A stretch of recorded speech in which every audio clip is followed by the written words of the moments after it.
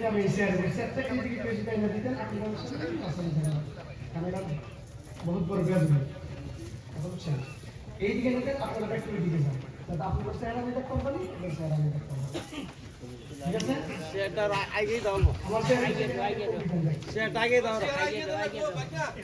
সেটা আগেই দাও ল্যাপটপটা যাতে সরে থাকে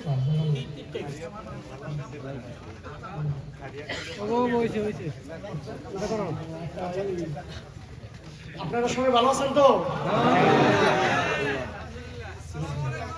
হ্যাঁ সালাম দিব আসসালামু আলাইকুম ওয়া রাহমাতুল্লাহি ওয়া বারাকাতুহু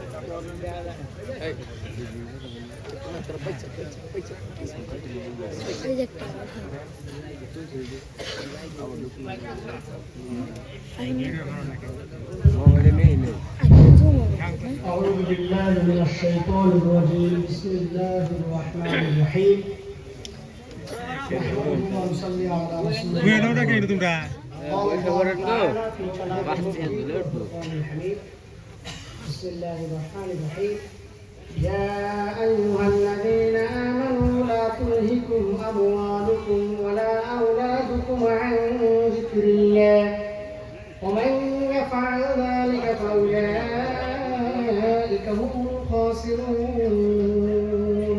صدق الله العظيم قال النبي رسول الله صلى الله تعالى عليه وسلم طلب العلم فريضة على كل مسلم صدق الله العظيم সম্মানীয় মরতি মরমর সম্মানীয় সভাপতি মহোদয় আৰু সম্মানীয় সদন আৰু লগতে উপস্থিত থকা এই অঞ্চলৰ অভিজ্ঞসকল জ্ঞানীসকল বুজুৰ্গসকল সকলোকে মোৰ ফালৰ পৰা মই সালাম জনাইছোঁ আসসালামু আলাইকুম warahmatullahi wabarakatuh আৰু মোৰ মা ভনীসকল চৰকাৰত আছে তেখেতসকলকো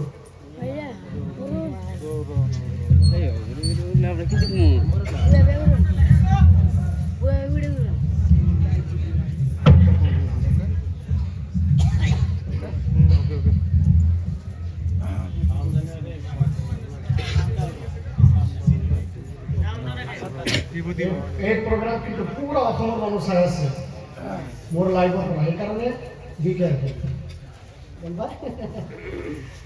কেমেৰা সব ৰেকৰ্ড হৈ আছে সো সেয়েহে সকলোকে মই ধন্যবাদ জনাইছোঁ আপোনালোকৰ কোঅপাৰেশ্যনৰ কাৰণে আৰু মোৰ মা ভনীসকল আছে আপোনালোককো সালাম দিছোঁ আদব আসসালামু আলাইকুম warahmatullahi wabarakatuh মই সকলোকে বিনম্ৰভাৱে অনুৰোধ কৰিম মই কমিটিসকলক অনুৰোধ কৰিম আমাৰ ছেক্ৰেটাৰী সাহেব ইয়াত যদি আছে কোনোবাই মানুহবিলাক তাতে ভিতৰত ৰখি হৈ আছে দেখাত বেয়া দেখা যায় আপোনালোকে যদি অলপ আগবাঢ়ি আহে ভাল লাগিলে সঁচা কথা আগবাঢ়ি আহিলে ভাল লাগিলে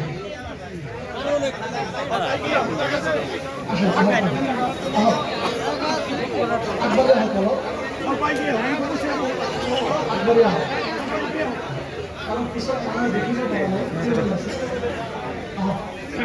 লম্বা দরজা ডাইরেক্ট সামনে যাও ধন্যবাদ ধন্যবাদ মনে মনে আহক হাল্লা করিব নালাগে আওয়াজ করিব নালাগে মনে মনে আহক মনে মনে আহক মনে মনে আহক মনে মনে আহক لا إله إلا الله محمد رسول الله لا إله إلا الله محمد رسول الله لا إله إلا الله محمد رسول الله Allah mana mana থাকবে দিয়া দ্বিতীয়ত কথা হলো আমরা বিনম্রভাবে অনুরোধ করি I'd like to request all the person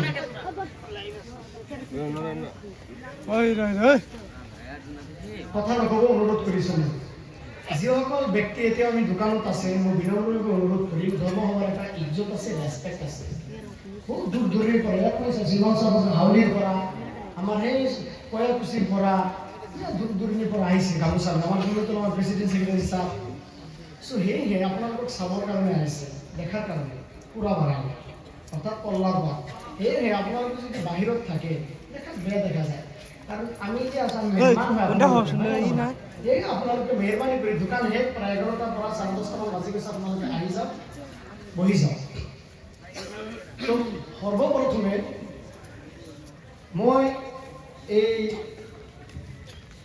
মদিনাতুল উলুম হাফিজিয়া মাদ্রাসা পুরাপাড়া অর্থাৎ পল্লারপাড় উদ্যোগ You people are organizing the wonderful program. Very good, I love it very much, alhamdulillah. So, সৰ্বপ্ৰথমে মই সকলো ব্যক্তিক আপোনালোকক এই অঞ্চলৰ ব্যক্তিক ওয়েলকাম জনাইছোঁ প্ৰগ্ৰামলৈ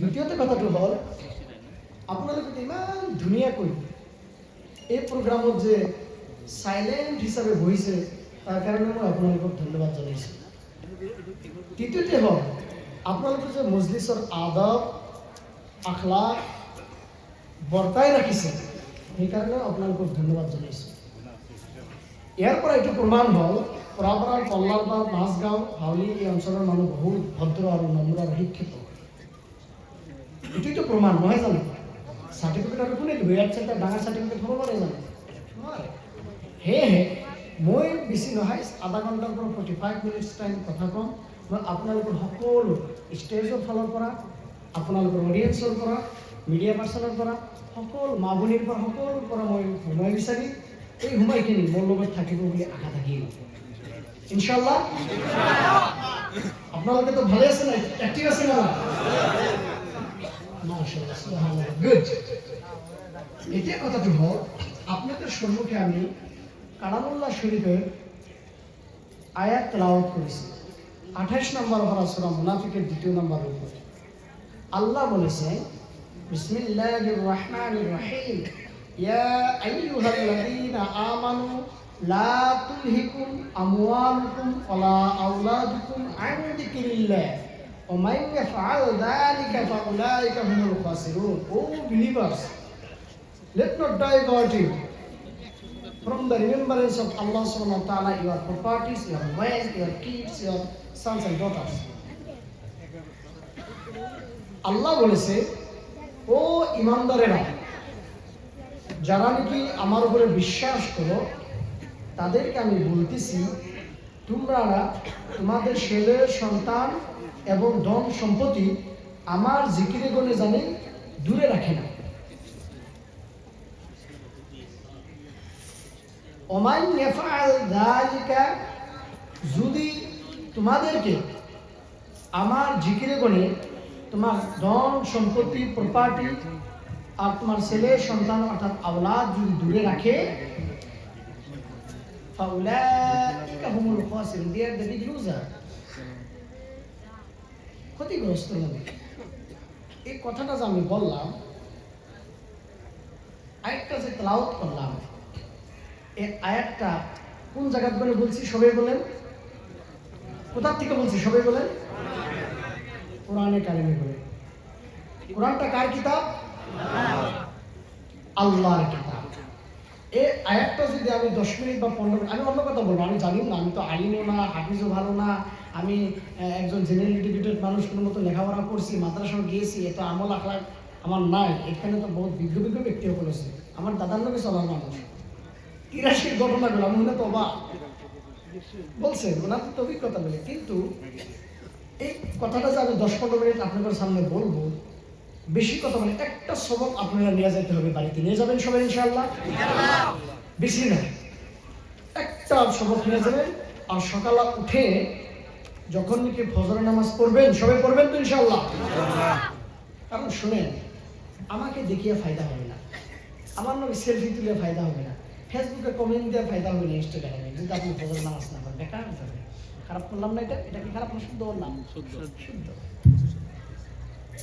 হে আপনারা এখানে আসেছেন আপনাদেরকে ওয়েলকাম জানাইছে কমিটি আমার তরফে বলে কিবা একটা বস্তু যে 15-20 মিনিট আপনাদের মূল্যবান টাইম সময় বহুত মূল্যবান মনে রাখতে হলে আসবে কিবা একটা বস্তু আপনারা এখানে যাতে বাসায় নিয়ে যেতে পারেন আপনার ছেলের কানে আপনার মেয়ের কানে আপনার নিজের কানে, আপনার পরিবার, আপনার ফ্যামিলি মেম্বার্সের লোকে যাতে শেয়ার করতে পারেন, দ্যাট ইজ দ্য কামিয়াব। ঠিক আছে ইনশাআল্লাহ?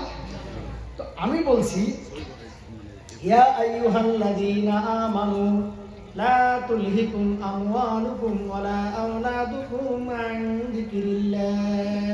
কত সুন্দর আয়াত আল্লাহ সুবহানাহু ওয়া তাআলা বলেছেন। আল্লাহ বলেছেন যে তোমাদেরকে, ও বিলিভার্স, ইমানদাররা, তোমাদেরকে আল্লাহর জিকির করে জানি দূরে না রাখে তোমাদের সন্তান আর তোমাদের প্রপার্টি। আর এই দুনিয়ার মধ্যে তো এই দুইটার জন্যই তো করে মানুষের। আজকে আপনার ছেলেকে আপনি ডাক্তার বানাবেন, ইঞ্জিনিয়ার বানাবেন, হ্যাঁ, নিট ক্র্যাক না করলে বাদা আপনি প্রাইভেটে পড়াবেন, 40 লাখ টাকা খরচ করে আপনার সুরসুরিয়া কান্ট্রিতে বা ইউরোপ কান্ট্রি বা অন্য কান্ট্রিতে পড়তে গেলে প্রায় 40-50 লাখ টাকা যাবে, প্রায় 1 করোড় 2 করোড় টাকা চায়। এই যে টাকা পয়সা কামাই করেন, কার জন্য করেন? ছেলের জন্য না, মেয়ের জন্য না, সন্তানের জন্য না। আর মানুষের টাকার পয়সাতে লোভ বেশি, বহুত লোভ থাকে। তো আল্লাহ এখানে ছেলে সন্তান কইছে আর ধন সম্পত্তি কইছে।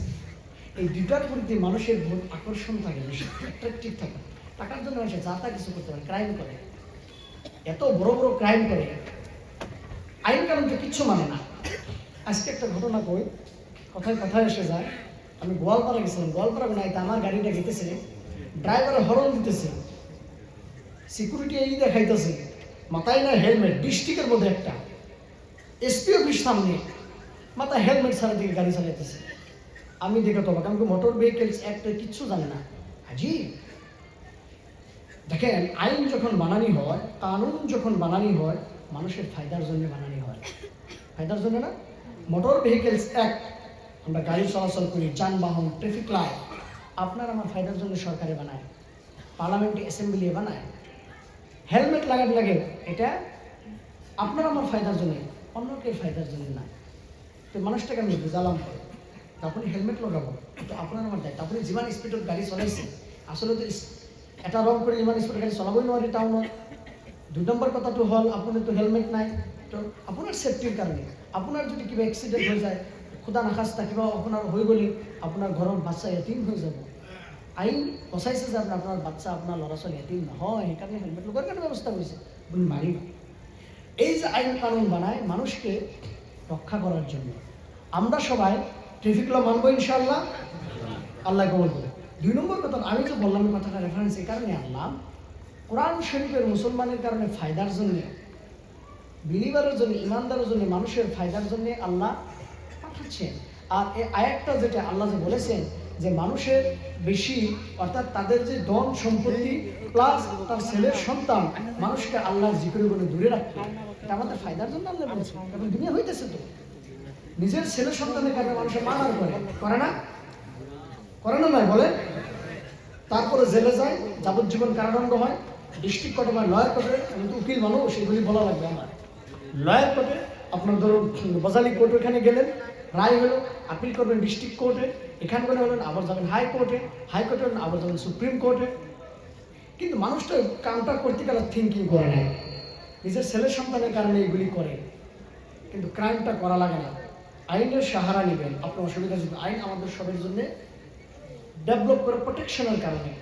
আমার বহুত খারাপ লাগে জানেন, বহুত খারাপ। আমি যখন নিউজে দেখি, ইস, সামান্য অল্প মাটির জন্য নারাই করে সিভিল কোর্ট পর্যন্ত যায়। আমার লোক আজকে 4 জন হাইকোর্টের অ্যাডভোকেট ছিল, তারা আমাকে দেখাইলো ফাইলটা, মারামারি করে পয়সা পাতি শেষ, 3-4-5 লাখ টাকা খরচ করা শেষ, তখন বলে আপোষে মীমাংসা হবে। বলেন, ইজ্জতে গেল, কোর্টের দুর্বল, সকাল 6 বাজে যান না কোর্টে, উকিলে লক দিবে না, হ্যাঁ হবো দে, হিয়ারিং আহিয়াছে হবো দে, পয়সা দিয়ে 500 টাকা কমো, কয়েকদিন পরে ঘুরাইব, রায় আইলো, আবার আপিল করেন, এই যে 5-10 লাখ টাকা খারাইলেন, আর লাস্টে খোলাবার না পাইলে সুলা হয়ে যায়, মিলামিশে যায়।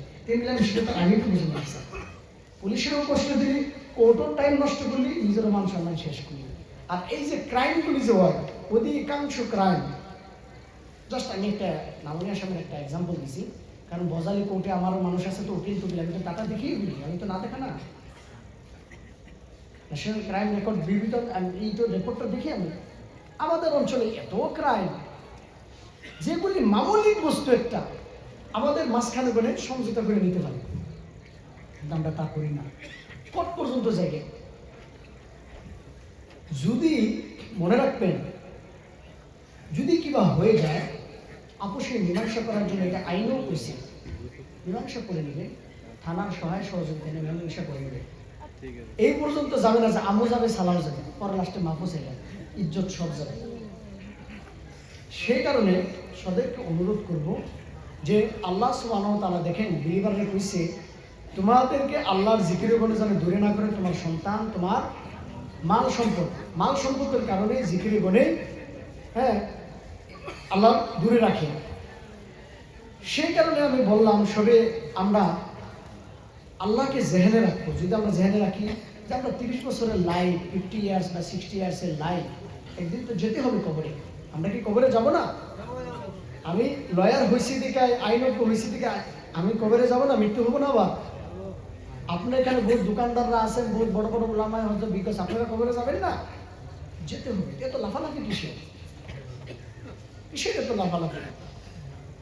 কারণ আমি একটা কথা বলতেছি, মনে রাখবেন এই সমাজগুলি কিন্তু আমি বড় হয়েছি। আপনারা বলবেন হাফিজ সাহেব তো কাররা কথা কয়। কাররার কথা কেন বলি? আমি এই সমাজে কিন্তু জন্মগ্রহণ করছি, করি নাই? এই সমাজে আমি এলপি স্কুল পড়ছি, হাই স্কুল পড়ছি, কলেজ পড়ছি, ইউনিভার্সিটি পড়ছি, বিএলএলবি পড়ছি, এলএলএম পড়ছি, তারপরে ইংল্যান্ডে লন্ডন যায় আমি গেছি, মাদ্রাসাও পড়ছি, হাফিজ হয়েছি, আলিমাত পড়াশোনা করছি, এই সমাজেগুলি তো গেছি। তো এই সমাজে যেটা বেদি আর যেটা বেমার, আমি ইলিয়াস হাবিব সাহেবের কাছে চাইতে কে বেশি পেতে পারবে বলেন? আমি লন্ডন থাকতে পারবো, কিন্তু আমি তো জানি এগুলি বেদি, মারাত্মক বেদি। আমি যখন নিউজে দেখি মাঝে মাঝে আমার বহুত খারাপ লাগে, আহরে কোন দিকে গেছে সমাজটা। মনে রাখবেন একজনে ভুল করে আস্থা কমিউনিটির বদনাম হয়ে যায়, হয় না গো? হয় না? এটা আমরা নজরে দেখি। এই কারণে মনে রাখবেন আসামটা বিউটিফুল স্টেট, আসামটা বহু সুন্দর স্টেট, কথা বুঝছেন? ভারতটা বহু সুন্দর বিশ্বর মধ্যে, যেখানে আমি তো বহু জায়গায় গিয়েছি। কথাটা রেফারেন্সে আনলাম এখানে, দরকার এগুলো। হুজুরা তো বহুত বয়ান করছে, খারাপ পাইতেছেন কি? কারণ হুজুরা বহুত কোরআন হাদিসের কথা বলছে, এইটার কথা তো বলতে হবে, এটা জরুরি। আমি বিশ্ব বহুত জায়গায় গেছি, মিশর গেছি, ইজিপ্ট গেছি, স্পেন, পর্তুগাল, গ্রিসে ইউনান বিলাক হয়, এরিস্টটল, মেকিয়াভেলি, আমরা পলিটিক্যাল সায়েন্সে পড়ছি না, সেই জায়গা, বহু জায়গা, অস্ট্রিয়া, আমি এগুলি গেছি, স্কটল্যান্ড আমি দেখছি। তো সেই কারণে আমি তখন চিন্তা করি একবার হইলটা কি, এখানে মুসলমানের কি হয়েছে? আমি স্প্যানিশ মুসলিমের লোকে আমি ইফতার করছি কয়েক রোজার আগে, এই রোজার কথা, কি আখলাক তাদের, কি তরবিয়ত। একজন বড় বড় ডক্টর, অফিসার, স্প্যানিশ গভর্নমেন্টের, তাদের আখলাক। আমি তখন চিন্তা করি, তো আমাদের মধ্যে কিছু আখলাকটা আমাদের মধ্যে নাই। একজন আলিমদের কথা আমি সম্মান করা লাগে, আপনারা যদি দেখেন তাজ্জুব হয়ে যাবে। আলিম একজন প্রফেসর দরমা কয় টাকা? হাই 1 লাখ বা 1,20,000 বা 30,000, ট্যাক্স টুক্স কাটা 80,000 90,000 টাকা পায়। এক ইমামের দরমা পাওয়ার পর তিনি 4 লাখ টাকা পায় লন্ডনে। আর ইমাম হিগুলি তো এত রেসপেক্ট করে, ইজ্জত করে আলিম সমাজে, কিন্তু আমাদের সমাজে তো এগুলি করে না। একজন আলিম তার কোনো দিন আলিমের কথা করতে গেলে ওভারটেক করবো না। একজন আলিমের লোকে মিলতে আইলে তারা আগে মেসেজ দেওয়া লাগবে, ইমেল করা লাগবে, তারপরে সে আলিমের লোকে মিলতে পারবে, কারণ তারও সময়গুলো আছে। তুমি গেলাই আর তার লোকে মিললা, আর ওকে হুজুর, আর can I talk to you? No, you have to message him prayer 2 weeks and you have to take permission, then you can talk to him. The rest no. This is the etiquette, this is the behavior of Islam. ইসলাম এগুলি শিখায় না গো। কিন্তু আমাদের আখলাকটা কি ব্যবহারটা আমরা করি, ভাবছি একটা সুইপার হিসাবে, ক্লিনার হিসাবে ব্যবহার করি, মসজিদের ইমাম। আমাকে আপনারা যেভাবে সম্মান দিয়েছেন, যে সম্মান নজরে দেখছেন, সব আলিমরে এভাবে দেখবেন তো আপনারা এই সম্মান ইনশাআল্লাহ। কারণ আলিম হোক সমাজরা তারা চেঞ্জ করতে পারে, দ্বীনি আখলাক, দ্বীনি তারবিয়াত, কোরআন হাদিসের শিক্ষা তারা দিবে। ইংল্যান্ডে আলিম নাই বেশি, হাফিজ নাই বেশি, ওখানে মুসলমানরা একজন আলিম হাফিজ পাইলে বহুত রেসপেক্ট ইজ্জত করে, তাদের সময়ও নাই। বহু শিক্ষিত মানুষ এখানে তো 100% শিক্ষা। তো আমি দেখিয়েছি না, আমার ভালো লাগে, আরে আমাদের ওখানে যদি এরকম হইতো কত ভালো লাগতো না। কিন্তু দুর্ভাগ্য আমার লোকে যে ব্যবহার করে তো ভাষায় প্রকাশ করবার পারি না। তার মনে মনে দুঃখ পায়, আরে আল্লাহ যদি আমাদের কিছু তৌফিক দেয়, যে কদিন জিন্দা থাকি এগুলো যদি মানুষের কাছে কইবার নিকা পারতাম, একটু যদি পরিবর্তন হইতো ভালো লাগতো। দোয়া করি ইনশাআল্লাহ আমাদের মাঝখানে পরিবর্তন আসবে, বলে আমি। 2 নম্বর কথা আমি বলছি, আল্লাহ সুবহানাহু ওয়া তাআলা যাতে আমাদের সন্তান, আমাদের যে ধন সম্পত্তি জানে আল্লাহর জিকিরের কাছে গেলে দূরে না রাখে। মনে রাখবেন কবরে কিন্তু যেতে হবে, আপনি মরে যাবেন। Law of succession, law of inheritance একটা আইন আছে। বাপ মা মরার পরে সম্পত্তি থুয়ে যায়, সেটা নিয়ে ছেলেরা মাঝখানে দরবার করে, নারাই করে না কেউ মেয়ে ছেলেরা। আপনারা কোর্ট পর্যন্ত জায়গা, আমার ওয়ারিশ দিল না, সমান হিসাবে দিল না, জানেন এই মামলা। এটা তো আমরা উকিল মানুষ, আমার সাথে তো আর কি ভালো করবার পারে না। খাতারনাক মামলা যায়, ভাই বোনের নামে, বোনের ভাইয়ের নামে করে না গো। আপনার কি করে এই চাচা ভাতিজার নামে, ভাতিজায় চাচার নামে। আর সিভিল ল, এগুলো তো সিভিল কেস। ক্রিমিনাল কেস হলে নাম 2-3-4 বছরে শেষ হয়ে যায়, 1-1.5 বছর 6 মাসে শেষ হয়ে যায়। সিভিল কেস তো বহুত লং টাইম লাগে, মাটি বাড়ির কেস লাগে না গো। লং টাইম, যারা এখানে কোর্ট মনে করেন তারা জানেন 5 বছর 10 বছর লেগে যায় না। এই যে মাটি বাড়ি নিয়ে আমরা যে কেসকাল করি বাপ মা মরার পরে, এই যে সম্পত্তি দেখেন আপনি রেখে গেলেন, এত কষ্ট করে ছেলে সন্তানের কারণে কামাইতে, ডলার কামাইলেন, পাউন্ড